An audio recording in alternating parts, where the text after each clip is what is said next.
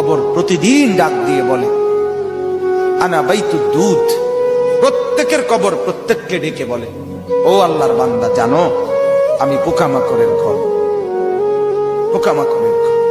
তুমি তো সেই বান্দা যে একটা মশা কানের পাশ দিয়ে উড়ে গেলে তোমার ঘুম বন্ধ হয়ে যায়, চোখ মিলে যায়। একটা মশার গুনগুন আওয়াজ সহ্য করতে পারো না।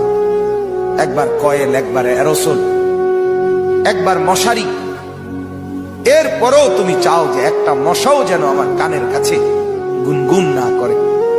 তো 5 ঘন্টার ঘুমের জন্য, 6 ঘন্টার ঘুমের জন্য বান্দা এই যত্ন নিলা, অনন্তকাল কিংবা বছরের পর বছর কবরের যে ঘুম দিবা, পড়ে থাকবা সেই ঘরে, পোকা মাকড়ের ঘর, সেই ঘরে তুমি ঘুমাইবা কেমনে, থাকবা?